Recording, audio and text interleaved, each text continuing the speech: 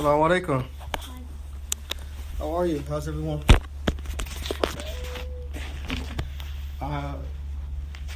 We're going to, this is our first halaqah. We're going to, inshallah, open with Al-Fatiha. Then there's a dua, inshallah, by the end of this halaqah. We all know it. Some of you may already know it. It's a dua that you say when you're asking for knowledge, information, and guidance. So start. Bismillahir Rahmanir Rahim. Alhamdulillahi Rabbil Alameen. Ar-Rahmanir Rahim. Maliki Yawmiddin. Iyyaka na'budu wa iyyaka nasta'in. Ihdina as-siratal mustaqim. Siratal ladhina an'amta 'alayhim. Ghayril maghdubi 'alayhim waladdallin. Ameen. Allahumma alimna ma yanfa'una. Oh Allah, teach us that which will benefit us. وَيَنْفَعْنَا بِمَا أَلَمْتَنَا, or benefit us by that which you have already taught us. وَزِدْنَا عِلْمًا نَافِعًا, increase us in beneficial knowledge. وَعَمِلًا مُتَقَبِّلًا, in works and deeds that are beneficial. Ya Arhamar Rahimin, oh, the most merciful of all who give mercy. Ameen. This is one of the du'as of the Sahaba that when they would sit with the Prophet, they would say. So, so the question was not simply to sit and listen and take in information, but the dua is to, you say, oh Allah, alimna ma yanfa'na, teach us that which will benefit us. So we don't just want information. We're in an information society, information overload. We have information on our phones, but information all around us. A lot of it just makes our brains just go haywire because it's too much information to process. We have more information than we need. And so we ask Allah for beneficial knowledge. And so that's our filter. We pray that this is beneficial. And so that's going to be our focus, asking Allah for knowledge that will benefit us. And then we also want to make use. We don't endlessly seek knowledge without using it because we're accountable for what we know. So whatever we know, we want to utilize that to improve our life, to better ourselves, to help others. So, inshallah, that will be one of the main impetuses of the dua. And then after that, the other aspects of the dua. So, we need to share this.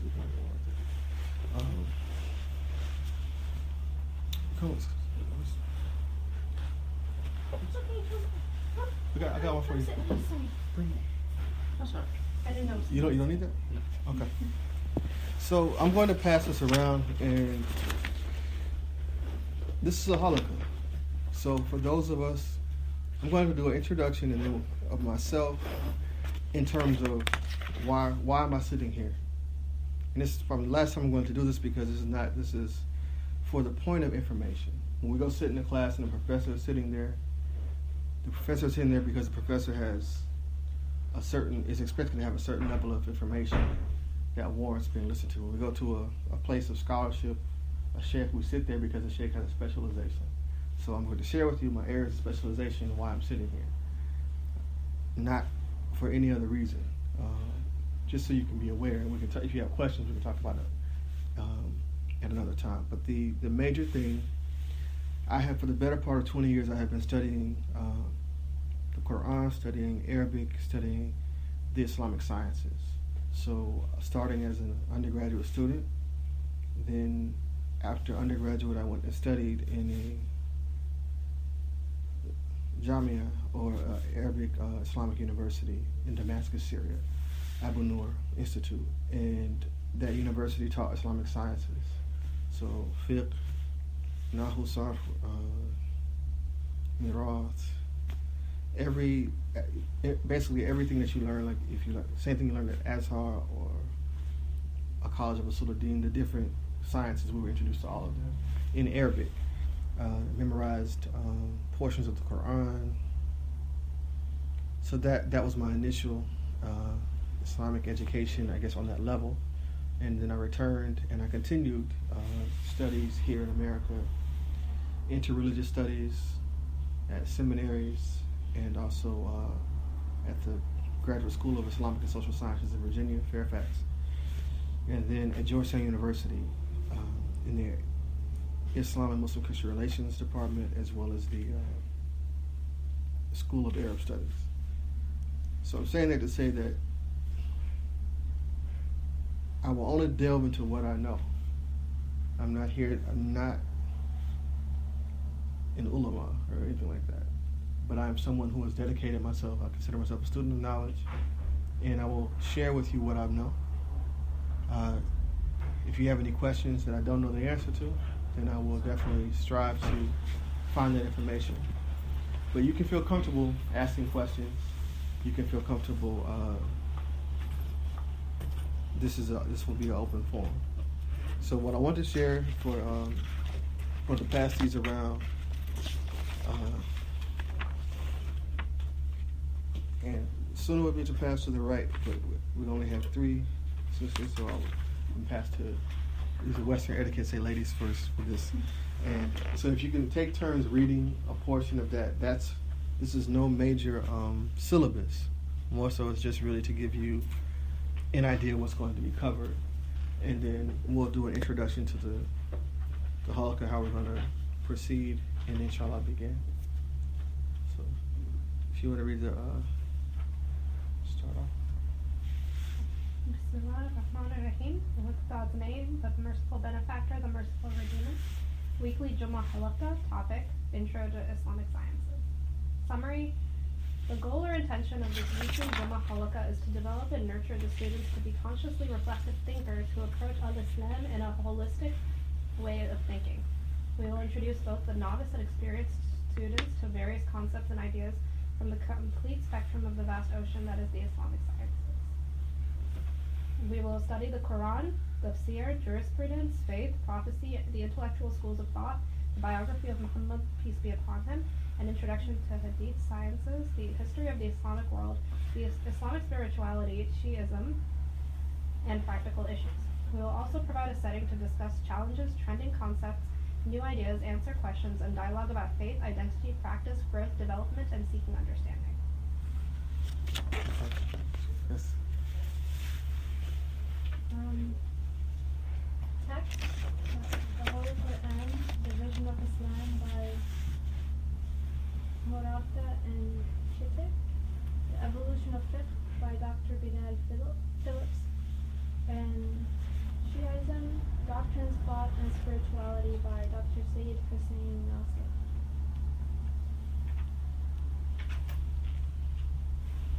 Format: first hour instruction recorded for availability online.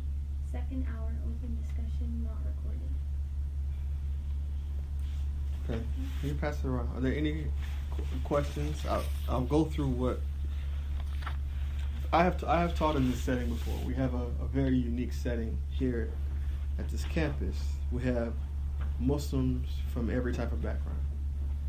So we have Muslims, Sunni, Shia, every school of thought, Muslims that are Muslim by culture, tradition, but not necessarily by practice. Everyone is here. So we have a setting in these environments. So I do one thing. So this book, Vision of Islam, this is not written by Muslims. Okay? Why would I choose a book that's not written by Muslims for us? Because when we have a diverse setting like that, if I choose a book that's well known for Sunni Muslims, or well known for Hanafi Muslims, or well known for Maliki, then I exclude or alienate the students that don't have that background. I make them feel unwelcome. So I chose, it's called a survey course. So this was I've taken courses, I use this book, and I've also taught from this book. It covers the religion of Islam from an objective viewpoint as an observer, and it uses authentic sources. It uses the same sources you would find. It uses authentic Sunni and Shia sources. It covers an overview of a bird's eye view from faith to history to theology, philosophy, spirituality, and practice. So we were using this as a basis for discussions. This is the book that we will complete probably in its entirety this academic year. We'll go through it. You're not necessarily going to read everything in it. You can find this online if you would like. I'll email a copy of this after the Halaqah today to everyone, to the JHUMA list, and I'll have links to it. You can get it on Amazon, but there are also PDFs online of all the books that I have. So it's free. You can find it online for free. Trust me that I'm not just doing this for fun, that I have a method to this, and that inshallah, if you bear with me with this selection, that you will find, just as I found, that it does the job, but it also allows us to make this accessible to everyone without any type of bias. Does anybody have any questions about it? Doesn't matter, okay. This is probably the last time it's going to be this formal, but I want to introduce everything so we can see what's happening. You all can look through it. I'll pass it around. So the second thing that I want to accomplish with this course is, with this Halaqah, is we're going to try to stay, what we say here is stay at 30,000 feet, meaning that we are going to go cover a lot and introduce a lot. And when necessary, when questions are asked, we can go deeper and focus on these particular areas. But for the most part, we want to introduce you. So what I experienced when I studied in Syria, and if anyone has ever studied at a traditional Islamic school or university, I took like 20 classes at one time. And all in Arabic. I knew Arabic a little bit. I mean, I knew it a lot by the time I finished, but I'm taking like first semester 10 classes at a time. Then next semester 15 classes.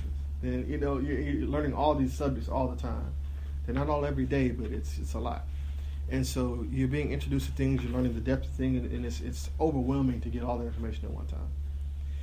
The end result when I finished the entire program was that I had an awareness of many of the Islamic sciences, and I was comfortable going into books and text, classic books and texts, and reading and taking classes with Shaykh and scholars, and feeling that I had a basis. I want to give you something similar without having to go through all that.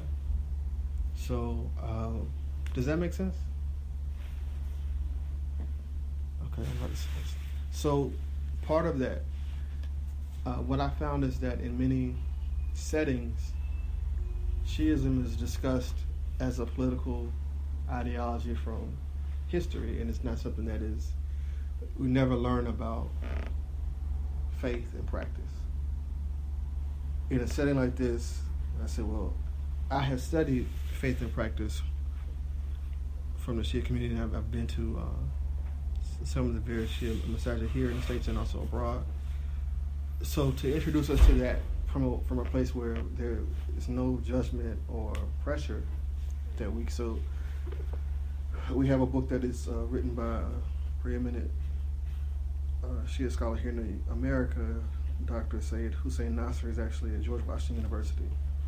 So this is a book that we'll be using, not necessarily reading the whole thing, but pulling from it to kind of give us perspective.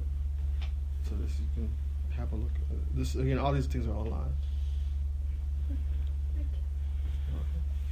And then the last one, this is, I call it a primer. In Arabic, there are a lot of texts that you memorize that are short. They're called matans. They're like poems. They're real short, but they contain huge volumes of information in short things you can memorize. In English, we call them a primer, like a little book that goes through everything, gives you the foundation. You can always go deeper. So this is such a translation of a primer. It's called The Evolution of Fiqh, Islamic Law and the Madhabs. the writer is considered, I guess, a Sunni and Salafi scholar. I'm not Salafi or anything like that. I have no problem with people that are or anything like that, but I'm saying that this book is not advocating for any of those type of ideologies. It's really fundamental and basic in how it covers the history of Islamic law. It does it at a level so you can always delve deeper. And we can, again, these are things to introduce you to these subjects, something interesting. But what we discuss is not necessarily going to be reading a textbook, if that makes sense. These are things that will be supports or backdrops for what we're going to discuss. Okay.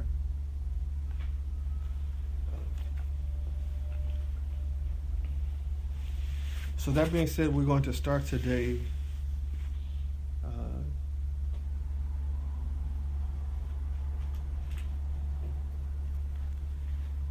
We're going to discuss. I did not bring that. To left that in my office, so I don't have a board. I'll put it on the board. But we're going to discuss, like, what's the point? Why come to a halaqah? All these books are like, why did you come to the halaqah? What are you looking to get out of it? Why would we come on a Friday to the musalla? Anybody?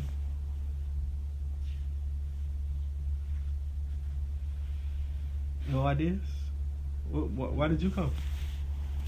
I was just here to like pray.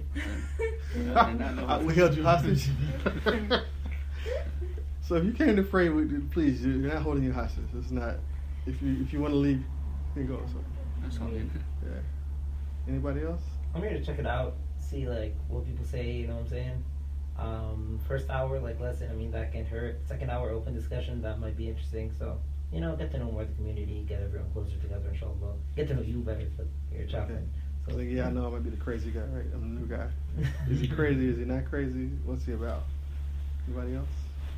Yeah, I feel like, in the summers we have more time to like learn about religion, pray and stuff, and now we're back at school, so it's hard to find balance again. So it's good, I guess, to have something consistent and weekly. Okay, anybody else? Yeah, I mean, I know that like a lot of us like upperclassmen have like kind of had our own halaqahs, like without actual knowledge, I guess. Like, we would stick around after Isha and be like, oh, what's the source of evil? What's the source of evil? What's the, where's the justice behind like Jahannam? And like none of us can actually answer it. So I guess like to be able to do that and have the intellectually stimulating discussions with possibly some concrete answers instead of like don't take what I'm saying as like fact because I actually don't know, which I feel like is what happens a lot when we talk amongst ourselves. Those are like the best conversations, right? when you can ask and you can explore, and you don't feel like you're being judged for what you know or don't know. You just get to have questions, right? Mm-hmm. You know what? That's part of our religion. Actually, is the question. So one of the, and I'm not always going to name scholars because it's not necessarily an important part, but if we want to, we can, but I don't think that's this kind of class. If you like that kind of class, I can put some pizzazz on it, but I'll usually just say scholars. I'll leave it alone. Because if I say sometimes who it is, then you're like, I don't want to hear that. But one of the scholars said that in the kalima is a question. He said, we read the kalima, La ilaha illallah. So, but the kalima really is La. No. That means something we confront it with. We say, no, that's not right. The second part of it is La ilah. There is no God.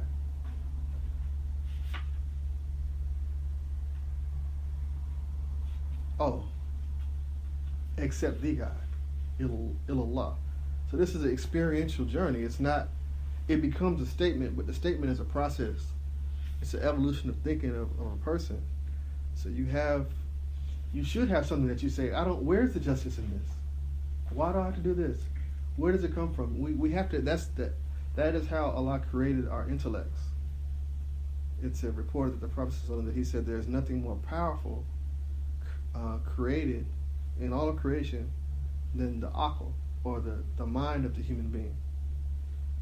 So this is a thinking religion. Sometimes religion, or religious groups, organizations, are places you can't ask any questions.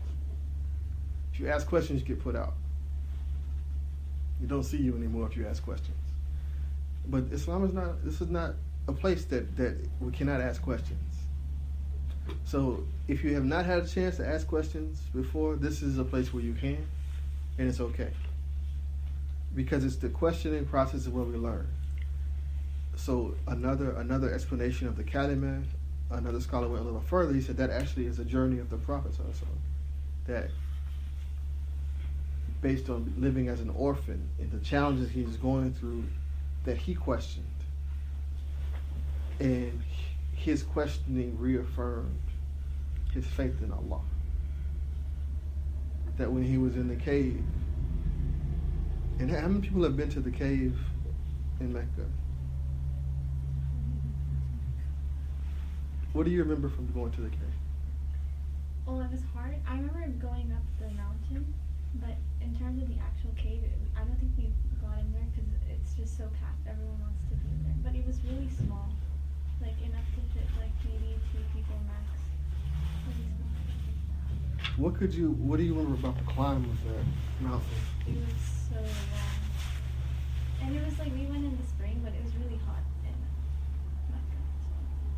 So it was Very intense, right? Yeah. He was 40 years old. There were no stairs carved to the mountain when he went. And Khadija actually went up looking for him up there. There's no stairs. I mean, it's a mountain, and it's steep. It's hot. So you said the room was the cave. Was it this big? Mm-hmm. How big was it? Like enough to probably fit one prayer room or so. So is that really even a cave? We say a cave, but is it really even a cave? One thing so when you're up there, what can you see when you're up there? Like the city. You can see Mecca, right? Mm-hmm. Before they built high-rises, you can see the Kaaba from there. So I hope this gives us a different picture. Like, the cave wasn't somewhere to get away and get lost and hide from the world. It's a place to get a better view. He can see everything. Has anybody ever been to like a traditional masjid, like where they have columns and they have like a little marble niche where the Imam prays behind? Mm-hmm. Prayer niche. So that's called a mi'rab. That's designed. I won't say it's designed after the cave, but the cave looks like that. That's the little niche part right about the size of what the cave is. Maybe deep enough just to put your head and do a sajda. Maybe wide to have somebody stand next to you. That's accurate? And it's hard to get. You have to go climb through, under something, and over some things to get in there. It's not like you get to the mountain, the cave is right there. You have to go through some, like almost like a little tunnel, through some rocks. So I want us to think about what that exploration, that urge inside Muhammad. Now, and when I say this, in this setting like this, you can say Muhammad Sallallahu Alaihi Wasallam or prayers of peace be upon him every time you say his name, or we can mention it. What I learned, we say it the first time and it's understood. In a setting where we're discussing knowledge. Because imagine if you're in class, in your Islamic University class, and everybody is Muhammad Sallallahu Alaihi Wasallam. Every time, but that's what you're talking about. It's Sirah class, like. So that didn't happen. So don't feel pressured.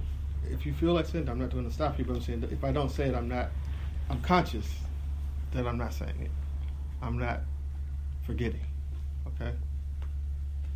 And that is acceptable to say it the first time we mention Muhammad, and then for the purposes of this setting. I have to say it again. So we're about to close this first instructional part and really get into discussion. But we have about 15 minutes. I'll start sharing a little bit from the introduction, and then kind of talk to you about what you all did. Kind of browse through it, but talk to you about the where we go in terms of subjects. Some things are going to be basic. Probably everybody knows. Like, I don't really want to hear this, but other things are going to be interesting. We're going to discuss the history of Islamic philosophy, the ilm al-kalam. So, what do you think about Allah? What do you think about, is it mercy or is it wrath? Why do things happen? Why do bad things happen to good people? Why do good things happen to bad people? Is there any such thing as a bad person? Is the soul always good? And these are questions that Muslims have had. There have been answers. There's still things still being debated. One of the things that our religion is similar. So in this country we have the Constitution, and they said the Constitution is here to make a more perfect union. They have the idea that it's always being perfected. It's not perfect. Our government is not perfect, but we're always working, and we have a system in place that when it's not broken, it actually does make things better. So political science professors will say the Constitution is a living organism. Before the Constitution was ever written, this idea was something that's part of Al-Islam. It's saying that Al-Islam is something that lives inside the hearts and souls of the human beings, and that as long as there are human beings dedicated to advancing and striving to practice Al-Islam, that's where it's alive, in the practice and in the questions and in the challenges of trying to move forward with the times we live in right now. That's where Al-Islam lives. It's not something that was and we're just here. It's something that's alive. I had another experience. One of my professors, he said what's the, I'll ask you, I'll do it. What's the fanciest car? I don't know. Anybody have a fancy car you like over here? Because I know guys usually like, they know which one they want, right? What's the fanciest car that you can think of that you would like to have? Anybody? Come on, what? A what? A Bentley? A Bentley? That's what we're going. Okay, a Bentley. How much does a Bentley cost? Anybody know? $200K. $200K? For a smaller one of the they $500K. So yeah, about $500,000 for the tricked out one with all the everything on it, right? So Al-Islam is that. It's a Bentley, the $500,000 one. But the problem is people think it's a camel from 1,400 years ago. They know how to ride a camel. They know how to kick a camel. They know how to whip a camel, make it go right, left. And they get inside a Bentley and they treat it like a camel. Everybody else sees that in a Bentley. There's kicking it, hitting it, and it's not going anywhere. They try to feed it camel food. I'm trying to wonder why they're not making progress today. So the Sheikh said, he said, we are in the most pristine mode of transportation to transport your mind, your soul, to the best condition for the human being today. That is what Al-Islam is. And he said the way that you can validate whether or not you are practicing what Allah has intended for the human being is it progressing you in your life? Is the way that we practice in Islam, is it helping us to advance, to be better? Is it helping the society to grow? And wallahi, I went to Spain last March. So I was in Cordoba in Spain. I had read about it, I heard about it. So I'm in the museum and going through. And so I'm looking at an image of a city. I said, this is a green city. A green city. So this is a green city. We're talking about over 1,000 years ago. It's a green city in Spain. Meaning that it was ecologically, the water, the wind, the natural resources powered the city. And they didn't have not electricity, but the resources were intertwined with the natural environment. The waste from animals, human beings, was integrated back into the natural landscape. And we're seeing, this was green cities is not a new thing. It's not a new concept. That's a lot of things, the innovations we see. The Muslims previously were thinking about the same things, and were changing their society. So that's for us. Like it blew my mind. Some of the things that I saw, like the medical books. We're here at Johns Hopkins, so some of you may be medical students. I looked at the medical books. So the Gray's Anatomy is a famous medical book. It's a translation. It's a translation. I'll let you Google and figure out who is translating. But it's a Muslim anatomist. So you can answer if you know. I have a controversial question. Isn't it true Grey's Anatomy, like the knowledge they gained in that book is from like they gained it unethically, like taking bodies out of graves or something? I do not know. Unfortunately, I don't know. My wife is an anatomist. She has a PhD. I can ask her. I have no idea. I'll ask her when I get home and see what she said. She might. Now, like a lot of scientific discoveries, they're finding out that they were found through like unethical means. So is it even okay, to use that knowledge because of the way it was found? That's an interesting question. Where does all knowledge come from? Everything. Everything. Experience, books, Quran, everything. Yes, but you? Yeah, I mean, like Allah is the source of all knowledge, but at the same time, we have like our free will, and I don't know, like Islamically, like the ends don't justify the means. Like I can't say that. Oh, like I'm going to stop. I think we're just beyond the